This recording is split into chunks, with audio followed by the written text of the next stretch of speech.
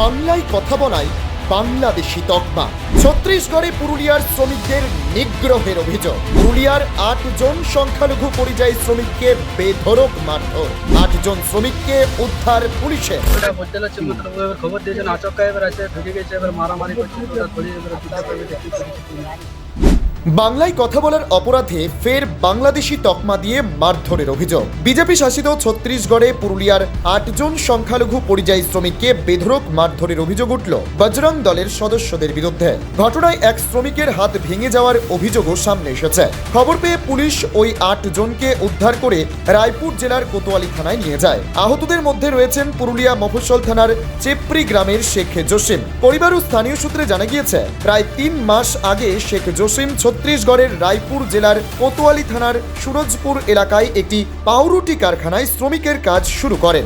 সেখানে প্রায় 2 মাস কাজ করার পর তিনি বাড়ি ফিরে আসেন। পরে কারখানায় আরও শ্রমিকের প্রয়োজন হওয়ায় মাসখানেক আগে তার ভাই শেখ আলম, চেপরি গ্রামের শেখ বাবিন ওরফে শরীফুল, শেখ জুলফিকার, শেখ শাহিল এবং তেতলো গ্রামের আরবাজ কাজী, আরসা থানার ভুরসু গ্রামের শেখ মিনাল ও শেখ ইসমাইল সেখানে কাজে যোগ দেন। অভিযোগ, রবিবার বিকেলে কাজের পারিশ্রমিক নিয়ে কারখানা কর্তৃপক্ষের সঙ্গে ও শ্রমিকদের বচসা হয়। সেই সময়ই স্থানীয় কয়েকজন বজরং দলের সদস্য কারখানায় এসে পৌঁছায়। শ্রমিকরা নিজেদের মধ্যে বাংলায় কথা বলছিলেন, এই কারণেই তাদের বাংলাদেশি বলে দাগিয়ে বেধড়ক লাঠিপেটা করা হয় বলে অভিযোগ। মারধরের জেরে শেখ জসিমের একটি হাত ভেঙে যায়। অন্যান্য শ্রমিকেরাও গুরুতর জখম হন বলে জানা গিয়েছে। ঘটনা ওইখানে আমরা মোটামুটি 1.5 মাস কাজ হবার পরে আমরা ওইখানে 11 জন ছিলাম।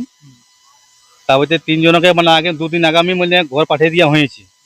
তারপর আমরা স্যারকে বললাম কি তুমি ঘর কেনে পাঠিয়ে দিচ্ছ, আমরা তাহলে কোথায় যাবো, বা বাদে গরমকালে রাখবে না অন্য লোকে। তখন বলছে না, তাহলে তোমরা সবাই বাড়ি চলে যাও, আমি হিসাব বাকি দিয়ে দেবো। তো ঠিক আছে, তাহলে তার ঘুরে দিনে মানে বিকালে 4টা দিবার আগে পয়সা দেওয়ার ছিল, আমাদের পেমেন্ট করার ছিল মালিকের। তা আগামী মানে মোটামুটি 2টা-2:30টার টাইমে মানে কিছু বজরং দল বলে মানে 50-60 লোক আসে আমরাকে মানে মানে বাঙালি তো মানে বাংলা বলতেছিলাম, ওই জন্য মানে মারধার করেছে। আমরা দেখাইছি অনেক মানে কিছু আইডি প্রুফ কি আমরা বেস্ট বাঙ্গালের বটি। ওরা মানে নেই, মারধার করেছে, ঠেঙাইছে। আমরা 8 জন ছিলাম। 8 জনের মধ্যে ওইখান থেকে মানে পুলিশ এসে, নোকেল পুলিশ সুরজপুর থেকে কি বলছিল আপনাদেরকে কি তোমরা পাকিস্তানের বড়ো, বাংলাদেশের বড়ো, তোমরা এখানে এসে এমনি করো, মারি করো, চুরি চারটা করো, এমনি করো। আমার গেছিল বেড়াতে, বজরং দলে ধরে মারামারি করেছিল, ওখানেই রেখেছে। আমার ছেলেকে ছাড়া নাই বাংলা ভাষার জন্য। আমার ছেলেকে মতলব বজরং দলে ওরাকে থানাতে রাখেছে। এই কথা নিয়ে গিয়েছে, এখন আমি কোনো খবর পাচ্ছি না। ওর নাম ওটা আরবাজ কাজী, আমার নাম ওটা সাইদ কাজী। আরবাজ কাজীর বয়স কত? আরবাজ কাজীর বয়স হচ্ছে তোমার 15 বছর। আমরা আচমকা এবার আসে মারা দিয়েছে, তো ওটা কোনো জানতে পারে না, ওই জন্য আমরা মার খেয়েছি। ওই জন্য মালিক যে আছে না, তো মালিকটা কোনো বলছে না, মারা লাগে মিলে আছে যে বজরং দলের সঙ্গে মিলে আছে। ওই কি খবর দিয়েছিল? ওটা বলতে লাগছে মতলব এবার খবর দিয়েছেন আচমকা এবার আসে ঢুকে গেছে, এবার মারামারি করছে। তো ওটা থোড়ি এবার বুঝতে পারবে যে কি করেছে কি না। গেলে ছেলেটাকে পড়াইছি উড়িষ্যা, মানে ছেলের সঙ্গে হয়ে গিয়েছে। আমি জানি আর অন্য কেউ জানি কি হয়েছিল ওখানে। ওখানে ঘটনা স্যার আমি বুঝতে পারবো না। কাজের জন্য গেছিল, কাজের জন্য গেছিল। তারপর এখন কি জানতে পারছেন, মানে ওখান থেকে কি ওখানে ছেলেটা যখন মোবাইল কাছে সঙ্গে থাকে তখন এটাই বললো যে বাবা আমরা থানায় রেখে গেছি। বাস একটু গল্প হয়েছে, তারপর বা 10 মার গল্প হয়নি। কি জন্য রেখেছে বা কি হয়েছে সেটা বুঝতে পারছেন? বলতে সময় দিইনি বলতে।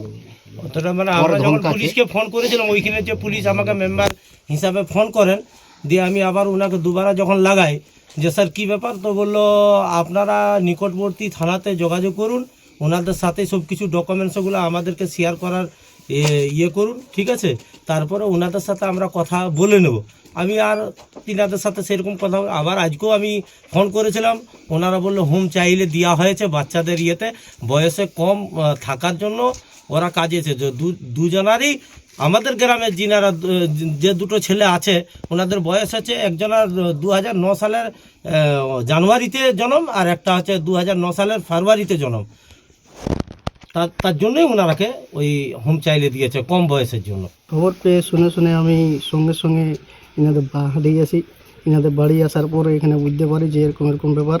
বাংলা ভাষায় আচরণ করে, বাংলা ভাষা বলার জন্য এখানে অনেক মারপিট করেছে আমাদের ছেলেকে। ওইখানে বাংলা ভাষায় যখনই এখানে বাংলা ভাষা বলতে চাইছে তখনই ওখানে মারধর করেছে। বাংলা বলে এরকমভাবে ওনাকে অ্যারেস্ট করানো নিয়েছে। এরকম ঘটনাকে আমরা সবসময় নিন্দা জানাই, কারণ এই সকল ঘটনা আমরা দেখেছি আগেও। আমাদের এই ডবল ইঞ্জিনের সরকার যেভাবে করে উড়িষ্যা ইউপিতে করছিল, সে এবার আমাদের ছত্তিশগড়ে যে কর্মীগুলো আমাদের এই চেপড়ি গ্রামে, আমরা চেপড়ি গ্রামে এখন বর্তমানে উপস্থিত আছি ওদের বাড়ির সামনে, যেভাবে করে ওদেরকেও বিজেপি সরকার তারা ওখানে গিয়ে কিছু আরএসএস ছেলে যাই করে মারধর করেছে।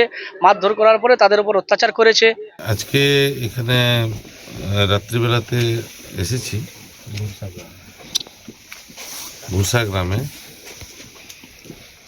ঘটনাটি ঘটেছে গতকালকে।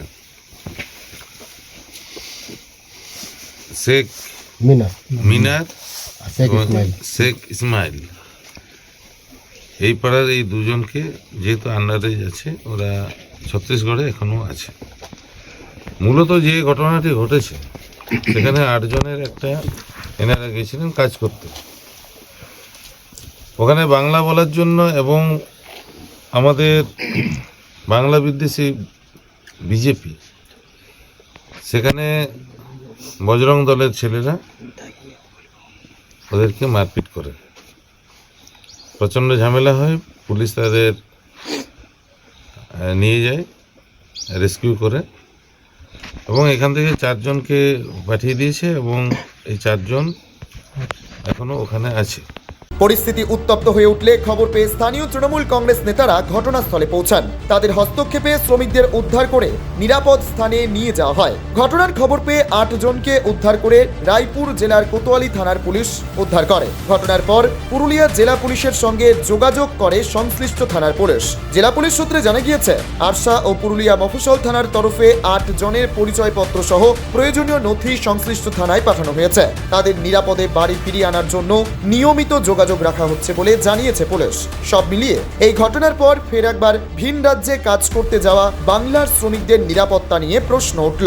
ব্যুরো রিপোর্ট, খবর বাংলা।